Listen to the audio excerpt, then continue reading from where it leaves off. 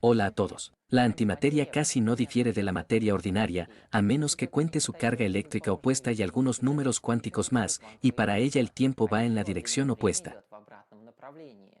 Esto suena como una oportunidad potencial para viajar en el tiempo. Tal vez podamos hacer una máquina del tiempo y viajar al pasado.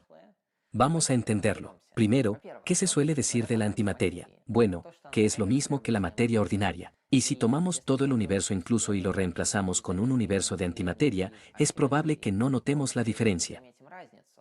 En física, esta sustitución entre materia y antimateria se llama así transformación y es un concepto muy importante, volveremos a él. También se suele decir que la antimateria explota cuando entra en contacto con la materia ordinaria. Este proceso, por cierto, se llama aniquilación, y explota muy fuerte. Si, por ejemplo, una moneda de antimateria apareciera en la Tierra en algún lugar, provocaría una explosión que estaría por encima del monte Everest.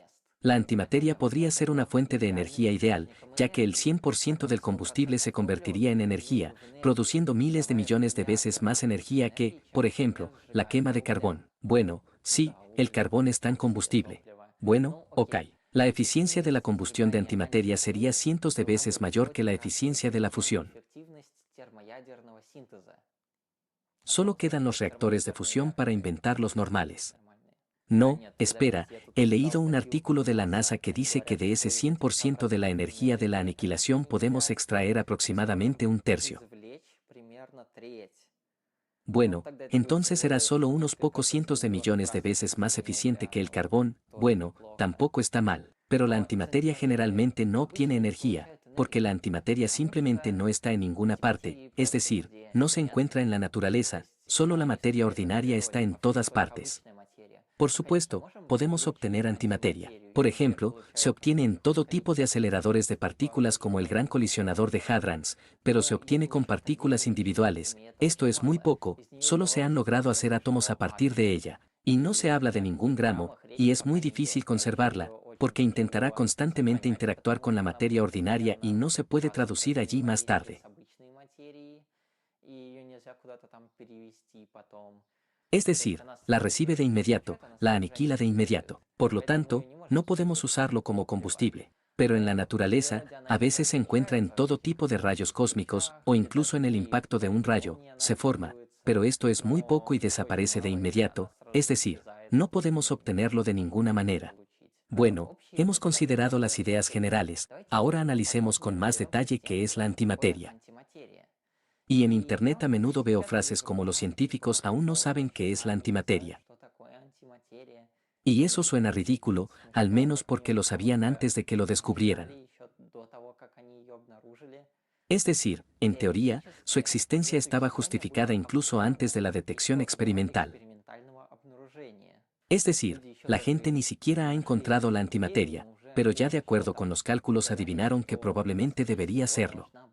Vamos a correr tan rápido por este camino histórico, a ver cómo tienen que existir la antimateria. Empezó con Einstein.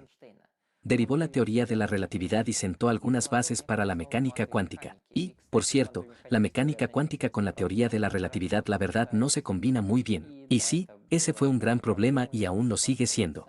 Pero luego Owen Schrödinger sacó su famosa ecuación, sí, la misma que describe el estado del gato, bueno, o cualquier otro sistema cuántico que cambia con el tiempo.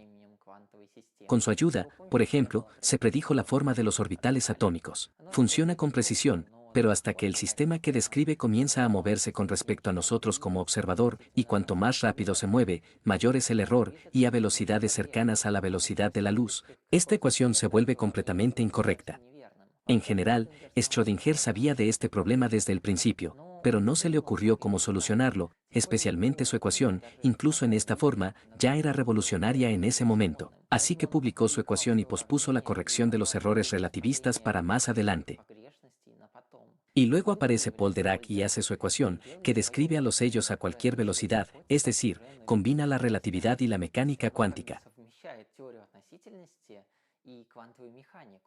Es cierto que en otros lugares todavía no se combinan, pero al menos aquí en este lugar se combinan. Y él también tiene un pequeño problema en la ecuación, bueno, o no del todo. En general, requería la presencia de algunos parámetros adicionales en el sistema cuántico. Y mira qué es este nuevo parámetro que apareció en la ecuación de Dirac. Cualquier partícula puede ser representada como una onda. Y, bueno, estoy aquí para la comodidad de dibujar una onda unidimensional. Y ahora imagine que esta oscilación de la onda puede estar en la otra dirección, es decir, puede haber una onda inversa, y esto es una antipartícula. Así fue como se predijeron por primera vez. Y resulta que en todos son casi diferentes de las partículas normales, bueno, excepto, por ejemplo, la masa, aunque la masa no es un parámetro fundamental, como dije en mi primer video. Y todo lo demás, todos estos son sus números cuánticos, son sus números opuestos a los de la materia ordinaria. Y los mismos números cuánticos que cambian a opuestos para la antimateria son, por ejemplo, la carga eléctrica del color, el número quarks, el número leptónico, el giro.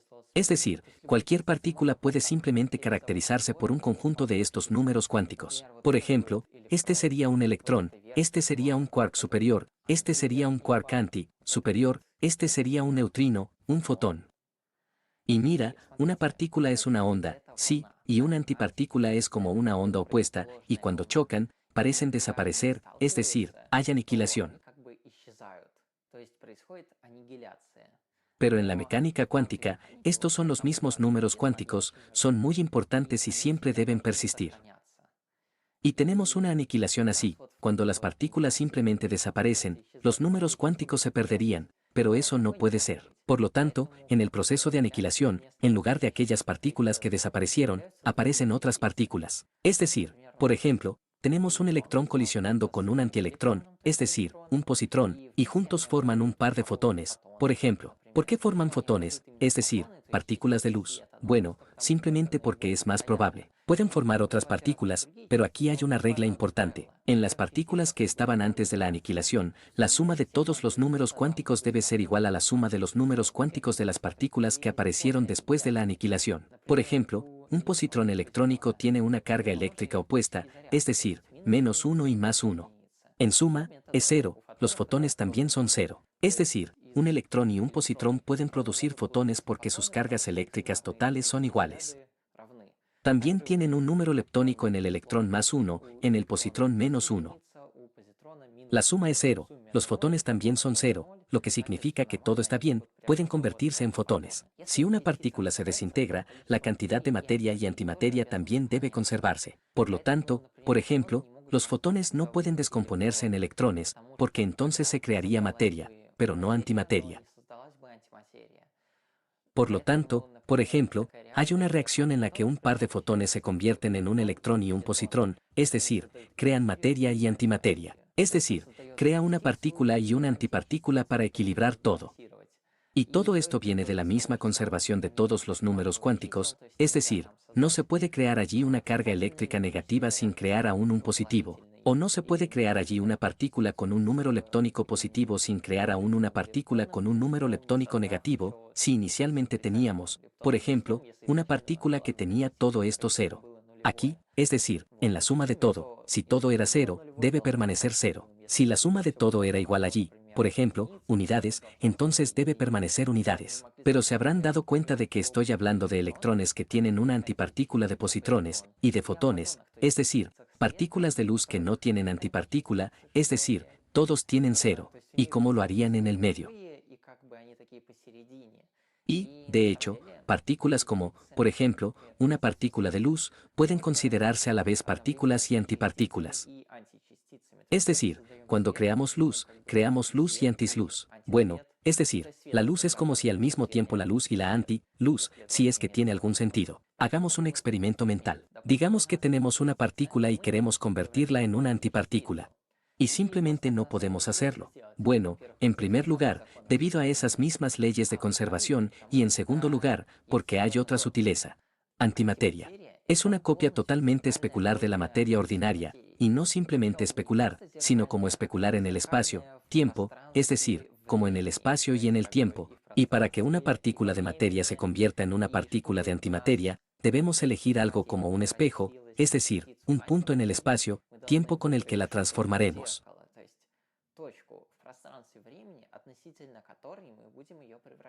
Supongamos que elegimos un punto, y en relación con ese punto, transformamos la materia en antimateria. Y ahora podemos notar que en realidad es completamente especular, es decir, incluso aquí se movía y ahora se moverá en la dirección opuesta. Por supuesto, en la naturaleza, la materia ordinaria nunca se convertirá simplemente en antimateria, pero las propiedades generales de este experimento mental también se manifiestan. Y ahora mira lo que hacemos. Tomaremos esta partícula de antimateria y la transferiremos al otro lado de nuestro espejo. Y resulta que será como una partícula ordinaria, solo que se moverá hacia el otro lado. Lo que hemos hecho en física se llama transformación CPI, y todo lo que tenemos que hacer por esta partícula es invertir el tiempo, y entonces se convertirá en una partícula de materia ordinaria, como era originalmente. Es decir, con tales inversiones del espacio, tiempo para una partícula, puede convertirse de materia ordinaria en antimateria, y de antimateria en materia ordinaria.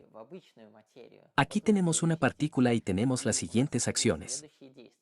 Primero, podemos reflejarlo en el espacio, se llamará transformación pi.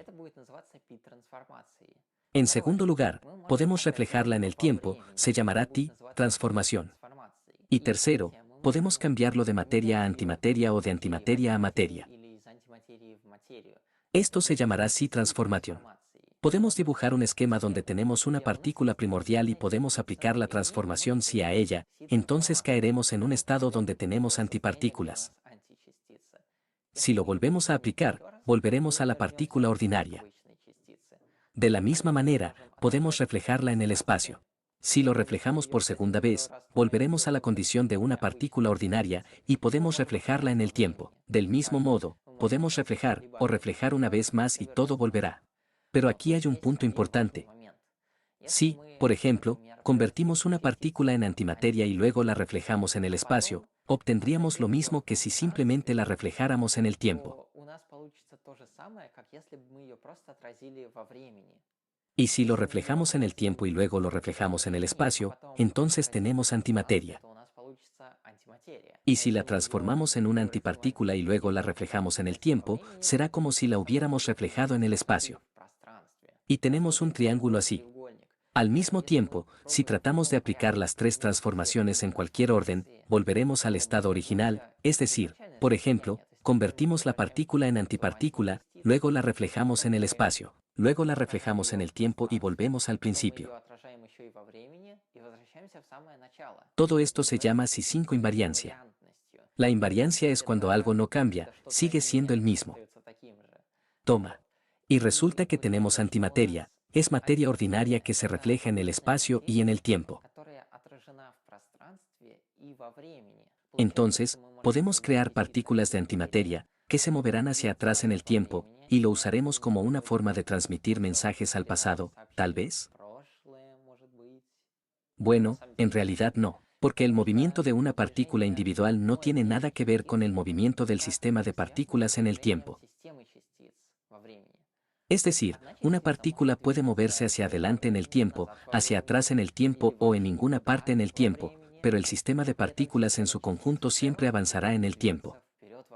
El hecho es que el movimiento en el tiempo de las partículas individuales no afecta la forma en que el sistema de partículas se mueve en el tiempo, y es muy extraño. Esto explota aún más el cerebro, es decir, tenemos partículas que vuelan hacia atrás en el tiempo, recogemos algún objeto de ellas, y ese objeto seguirá avanzando en el tiempo como cualquier otra cosa, incluso si está compuesto por partículas individuales que se mueven hacia atrás en el tiempo. Mira, aquí tenemos materia, se mueve hacia adelante en el tiempo, hay antimateria, se mueve hacia atrás en el tiempo.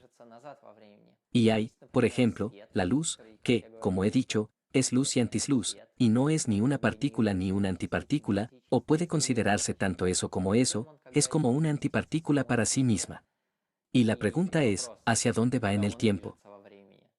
Pero en realidad a ninguna parte. Es decir, para la luz no hay tiempo, para ella solo hay dos puntos. Aquí estaba interactuando con una partícula y aquí con otra. Y nada de esto es ni pasado ni futuro, es simplemente aquí en el espacio, tiempo de 4 dimensiones, así que existe y del tipo aquí, aquí está. Pero lo percibimos como tiempo, porque para nosotros todo se mueve hacia adelante en el tiempo, porque consideramos el sistema de partículas como un todo, y allí todo se mueve hacia adelante en el tiempo, incluso si no se mueve a ninguna parte. Es decir, La luz simplemente vuela por algún camino y no importa dónde, hacia adelante en el tiempo o hacia atrás en el tiempo. Si en la teoría cuántica de campos realizamos algunos cálculos con fotones, entonces el tiempo simplemente no participa en los cálculos, no importa en absoluto. Por supuesto, alguien puede decir que todo esto es solo una abstracción matemática, que el tipo de materia vuela allí, antimateria allí, alguien no vuela a ninguna parte. Pero esto es completamente consistente con los experimentos. Y sí, aunque no podemos transmitir información al pasado, hay algo de materia que vuela al pasado. Por cierto, las partículas conocidas de materia, para cada una de ellas hay una partícula de antimateria. Todas estas partículas juntas se llaman fermions y existen bosons. Los bosons son aquellos para los cuales la dirección en el tiempo no es importante, porque no son simétricos en el tiempo. Entonces, resumamos. La antimateria es completamente la misma materia, pero al revés. Bueno, ella solo tiene la masa, y la masa, aquí estoy sobre ella en la descripción, dejaré un enlace que ya hice el video, puedes verlo. Luego, en todas las reacciones, la cantidad de materia y antimateria siempre se conserva, esto es muy importante, pero, por alguna razón, tenemos materia ordinaria en todas partes en el universo y no hay antimateria en absoluto, y es muy extraño. Esto se llama la paradoja de la invariancia CP. Bueno, eso es lo que estaba diciendo. Y aún se desconoce la solución para esta paradoja. Este es uno de los problemas abiertos más básicos en física. Es decir, por alguna razón, hay materia ordinaria en todas partes y no hay antimateria. Y, por supuesto, podemos suponer que aquí en nuestra parte del universo hay materia en todas partes y en algún otro lugar habrá antimateria. Pero en realidad no, porque si alguna otra galaxia fuera de antimateria, pero hay algo de materia en todas partes, incluso aquí hay mucha materia entre las galaxias y chocaría, veríamos destellos de estas interacciones. Es decir, esto no sucede, significa que todas las galaxias están hechas de materia ordinaria, y esto es muy extraño. Hay varias explicaciones por ahí a través de todo tipo de violaciones. Es decir, al principio, tal vez después del Big Bang, debido a alguna violación de estas simetrías, resultó que había más materia ordinaria, pero esto aún es poco estudiado. Por cierto, sobre la violación. Esta es toda la variante psi5, se cree que, bueno, en este momento en la ciencia se cree que es perfectamente plana, sí, este triángulo aquí, pero cada parte de él aquí este tercio, es desigual. Es decir, por ejemplo, tenemos antimateria, sí, la obtenemos a través de esta transformación sí, y hay transformaciones pi y t. Si los aplicamos, podemos hacer lo mismo, y en realidad no. No vamos a hacer exactamente lo mismo, pero muy cerca, así que es casi lo mismo. Y hay, por ejemplo, un buen video, si quieres ver este tema, sobre el tema de cómo todo va hacia atrás en el tiempo y la violación de esta simetría. En el canal Veritasium había un video divertido sobre este tema, lo dejaré allí en la descripción, solo que está en inglés, todavía lo buscaré, probablemente haya una traducción en ruso en algún lugar, aquí también lo dejaré. Y finalmente, unas pocas palabras sobre el tiempo, ya que en la mecánica cuántica es muy extraño, puede ir hacia adelante y hacia atrás, o no jugar ningún papel. Y resulta que nuestro tiempo en el sistema de partículas no depende en absoluto del tiempo de las partículas individuales, entonces ¿tiene sentido hablar del tiempo de las partículas individuales? Y eso es todo lo que quiero ver en el siguiente video que aparecerá aquí. Si no aparece, significa que aún no lo he quitado. Entonces, para no perderlo, suscríbase y, bueno, allí, ponga los me gusta. En resumen, adiós a todos.